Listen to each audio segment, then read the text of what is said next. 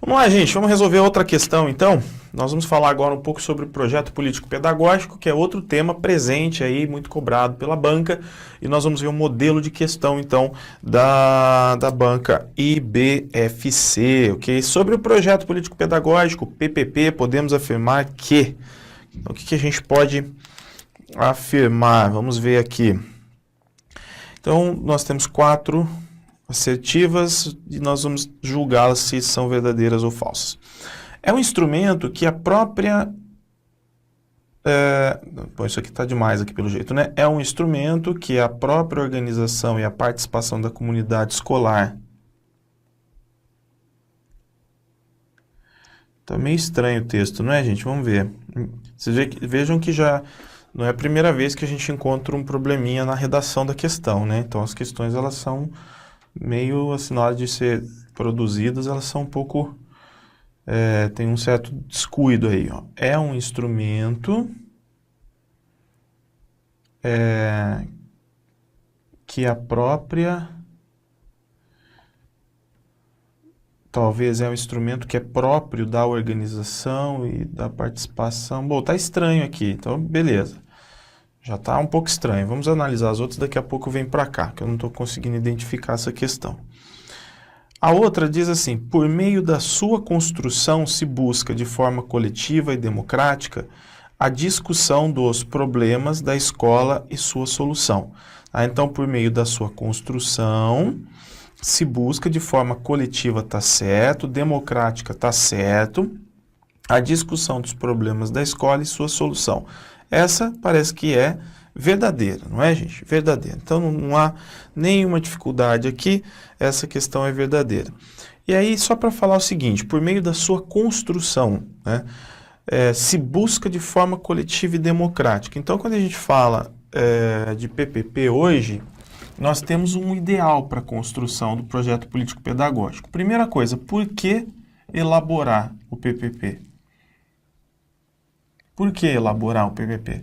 Porque a gente precisa transformar a realidade escolar, tá? Fazer com que a escola seja melhor, cada vez melhor. E para isso, é extremamente importante que sejam definidas as metas, os objetivos. É preciso identificar onde nós estamos, traçar um caminho, um processo durante, para alcançarmos aquilo que se busca, né? Ou seja, alcançarmos a escola que queremos ter, os objetivos, o futuro. Então, nesse processo aqui do porquê elaborar, então, para alcançar a escola que queremos. Agora, para alcançar a escola que queremos, qual é a primeira coisa importante? A intenção. Então, eu tenho que ter um sonho de todos, eu tenho que ter a intenção, eu tenho que ter desejo, vontade de participar, de transformar a realidade educacional. E a partir disso, nós vamos ter que entender o seguinte: o antes da escola, o durante, que vai ser o processo de elaboração e execução do projeto político-pedagógico, e o depois, que é a visão de futuro, é onde queremos chegar. Tá? Então, o depois é o futuro. Esse futuro aqui é o quê? É um sonho, é aqui que nós temos o sonho. Na visão do Paulo Freire, a utopia do Paulo Freire, ela é um pouco diferente, aquilo que é muito difícil de ser alcançado, porém possível. Então, uma grande transformação, a construção de uma escola que realmente atenda os interesses populares, uma escola emancipada, uma escola democrática, é algo muito difícil de se alcançar na sociedade de classes atual, mas é possível. Então, a utopia freiriana, ela está mais relacionada a essa ideia do sonho. Então, tá aqui, ó, o antes, o durante e o depois. Isso requer a intenção de todos, por isso elaborar. Nesse caso, a gente vai entender que a elaboração não pode decorrer apenas, vamos dizer assim, de uma medida burocrática, né? Então, por que elaborar o PPP? Porque a escola é obrigada a elaborar e apresentar para o Núcleo Regional de Educação, para a Diretoria Regional de Educação, para a Secretaria de Educação. Não, sempre que tiver essa ideia em que o PPP é um documento meramente burocrático, eu tenho que correr dela. Ok? Tem que correr dela. Agora, por exemplo, se eu levar em consideração o Gadotti, o Moacir Gadotti, nós vamos ver, por exemplo, que esse processo aqui, ó, esse processo de identificação da realidade, transformação da realidade, busca por uma realidade melhor, ele é um processo que implica rupturas, tá? Rupturas. Então, vamos colocar aqui, ó, a transformação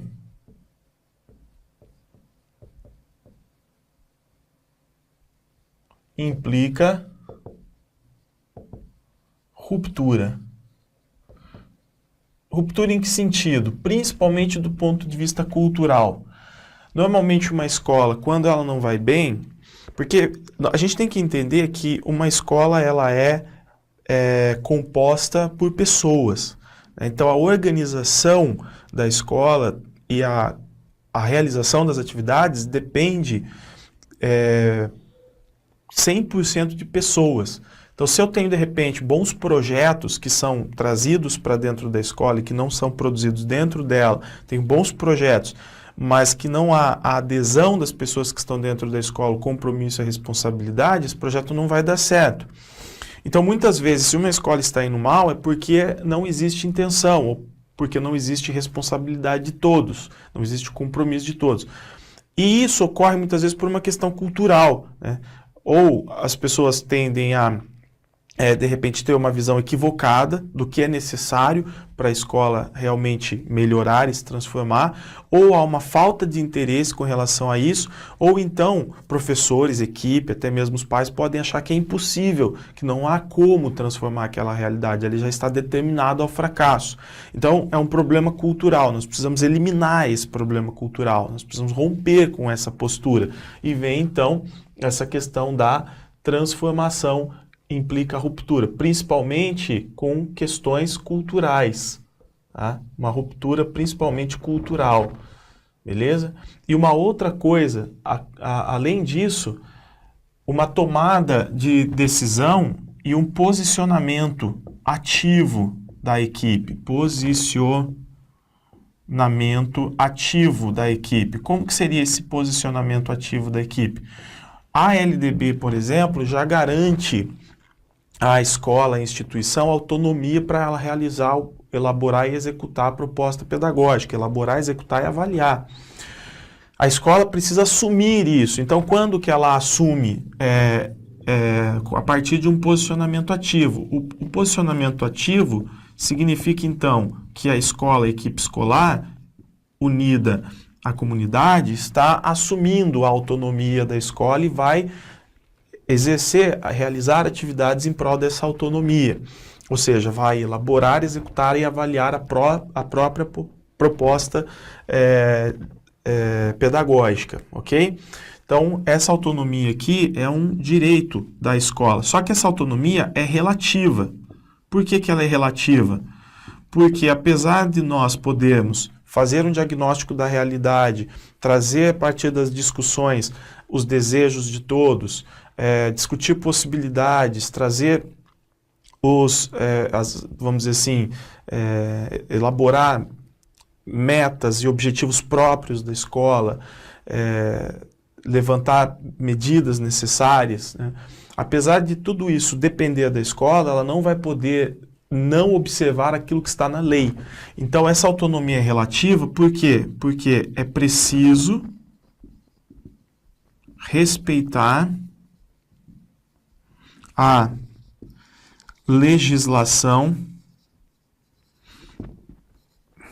educacional vigente. Então, por exemplo, uma parte do projeto político-pedagógico é o planejamento projeto curricular. O projeto curricular, ele pode ter a cara da escola. Dentro dele eu posso ter uma parte diversificada, mas eu não posso deixar de ter uma base nacional comum.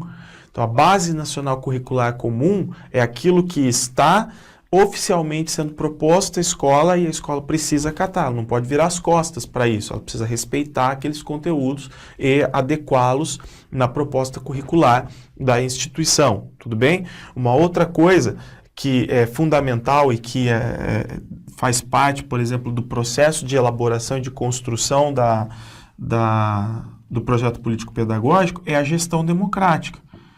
Então, não tem como a escola construir o projeto político-pedagógico sem respeitar o princípio da gestão democrática. Por quê? Porque o princípio da gestão democrática está lá, está na lei, né? Então, eu tenho lá no artigo, por exemplo, no 206, é um princípio.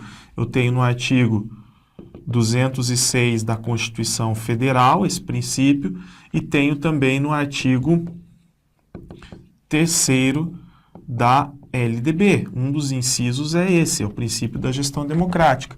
Então, não existe hoje, na concepção legal, não existe elaboração de projeto político-pedagógico que desrespeite, que não seja através da gestão democrática.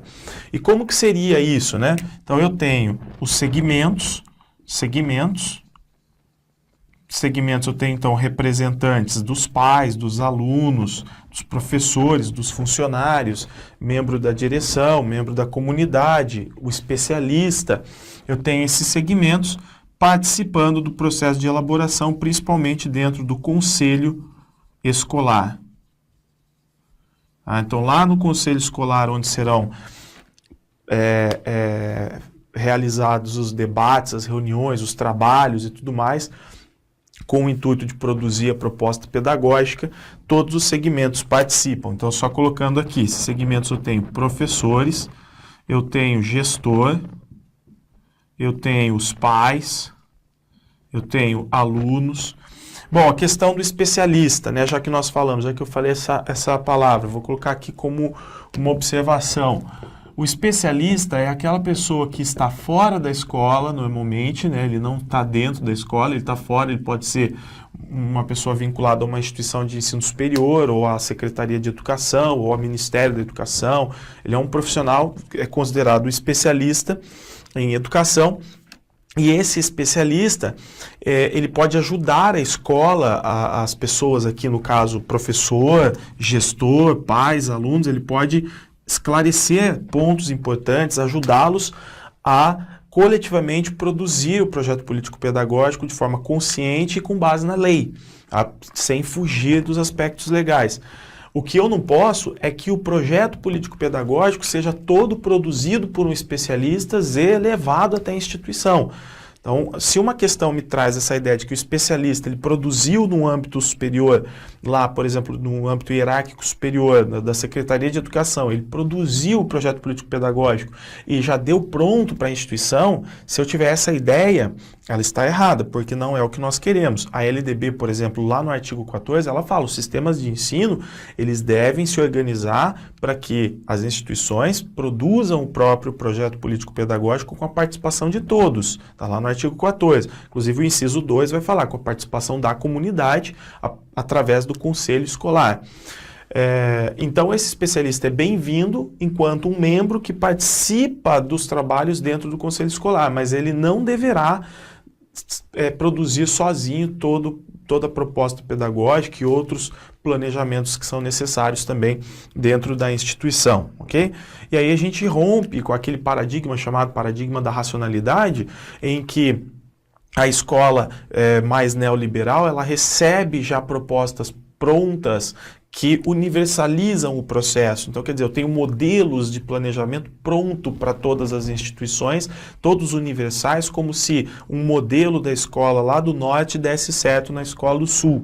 E aí eu tiro a autonomia da instituição. A LDB vai contra isso.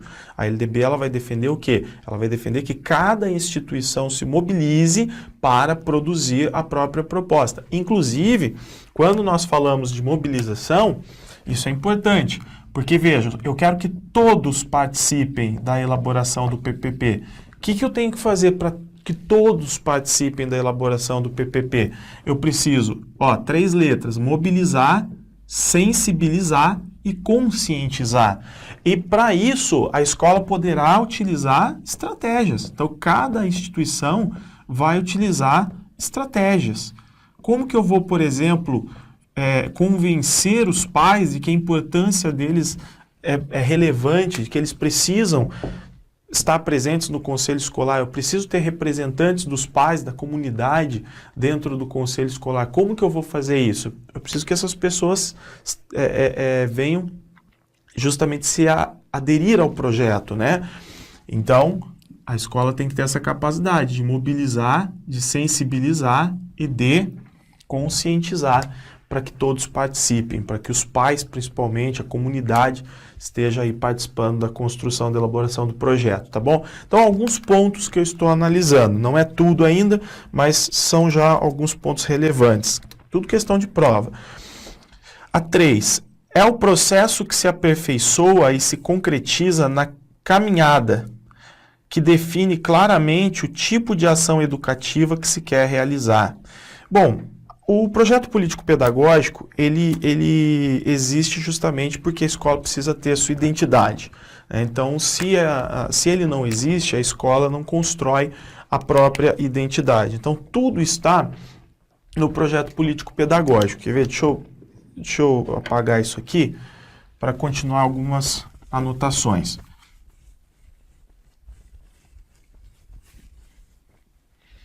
Então vamos lá, olha o que a questão traz. É o processo que se aperfeiçoa e se concretiza. Então qual que é a característica, uma das características do PPP? Uma das características. Ele é processual.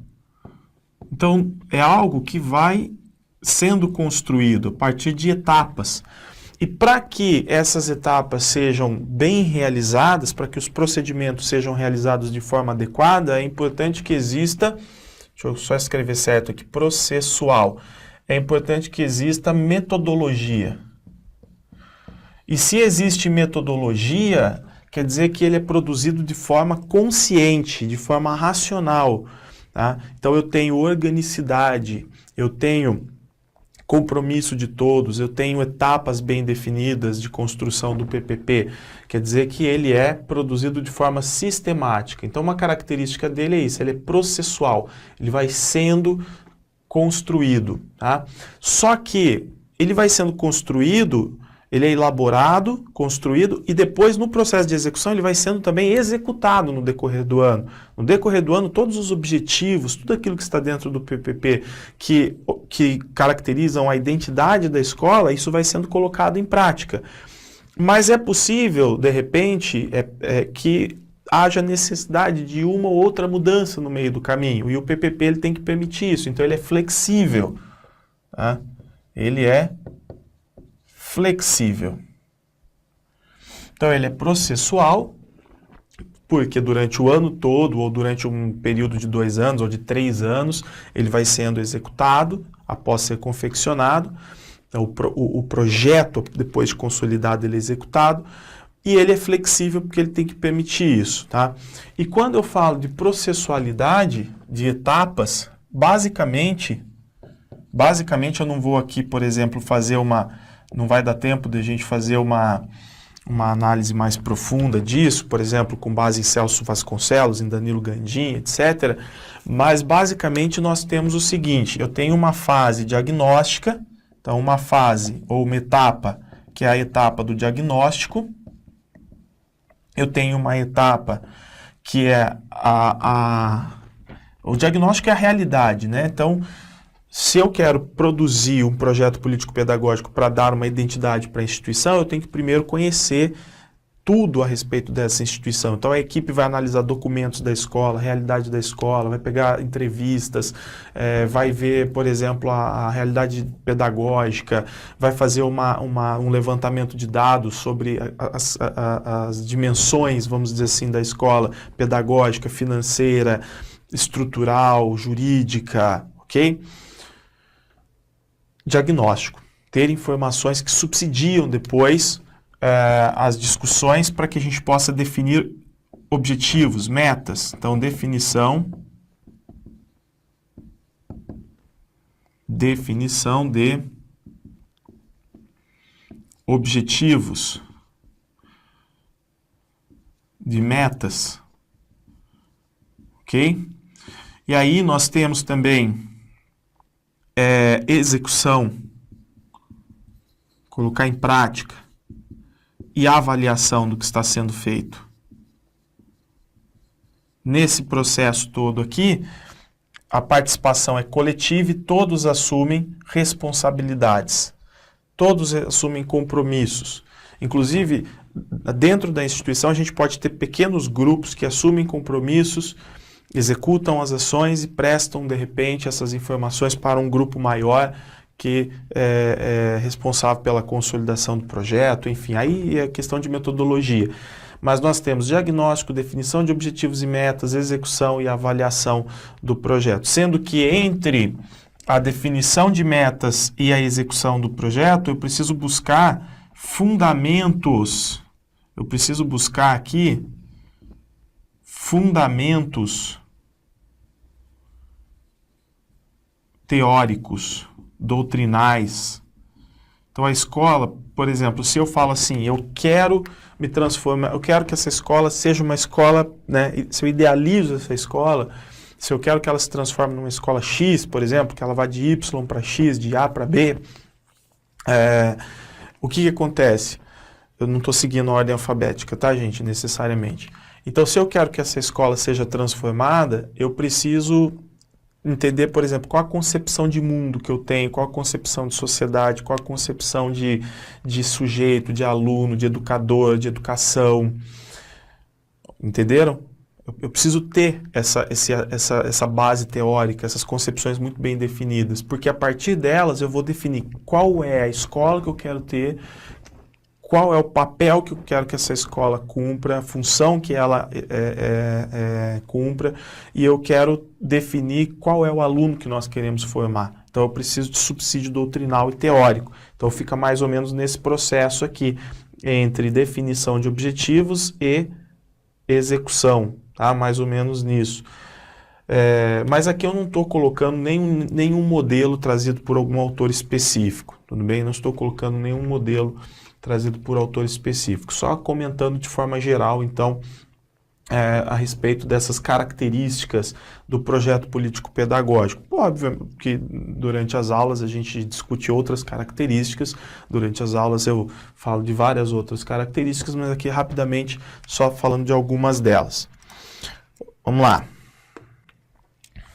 Então essa aqui, ó, é o processo que se aperfeiçoa e se concretiza na caminhada, que define claramente o tipo de ação educativa que se quer realizar. Por que define claramente o tipo de ação educativa? Porque a gente já tem objetivos, metas definidos, né? Então, se eu tenho objetivos e metas definidos, então dá para ter já uma ação direcionada. Então, é verdadeiro também.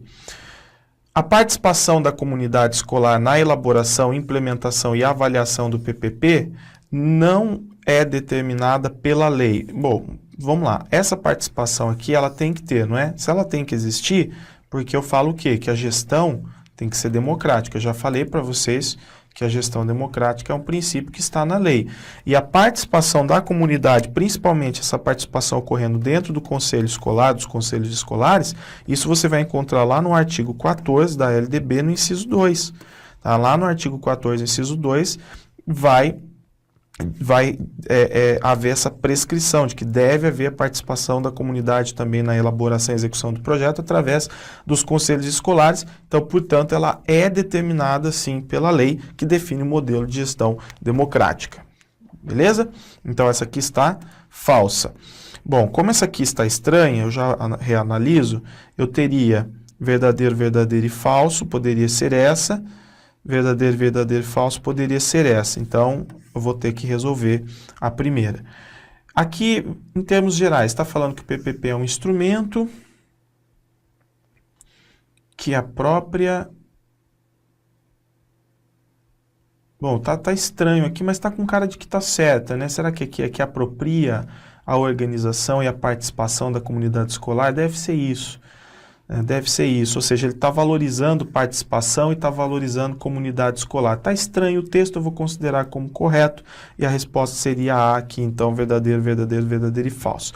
Esse tipo de questão, gente, tem sido muito comum, tá? Questões que têm redações duvidosas. Recentemente nós analisamos outras provas, principalmente provas de prefeituras, em que acabam escolhendo empresas menores, né? E aí essas provas elas são, não sei se feitas sem revisão, sem um profissional que revisa esses textos, ou feito de forma muito rápida, ou dão um Ctrl+C e Ctrl+V, vá lá saber o que acontece. Acontece que muitas vezes são questões que te comprometem na prova. Você fica ali, você acha que o problema é com você que não está conseguindo entender. Eu, por exemplo, não consegui entender, acredito que ela esteja realmente com um problema.